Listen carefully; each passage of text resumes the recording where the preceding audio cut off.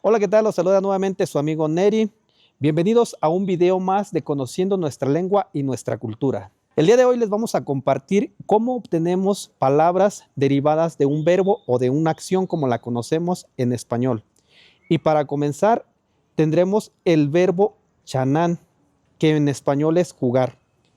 Si le sufijamos el sustantivizador, en este caso el cua, tendríamos chanacua, que ya sería el juego.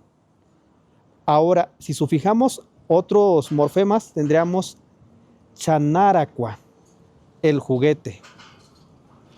Si sufijamos un genitivo que sería el RI, tendríamos chanari, que sería el que juega o el jugador. Otro verbo que también encontramos con estas características en lengua purépecha es pirén, que es cantar. Pirecua, canción o melodía. Pireri, el que canta o el cantante. Vamos a manejar otro verbo que cumple con estas características también, que sería tirén, comer, sería la acción. Tirecua, comida. Y tireri, que sería el comensal. Es decir, en el primer verbo obtuvimos 3 sustantivos o 3 palabras.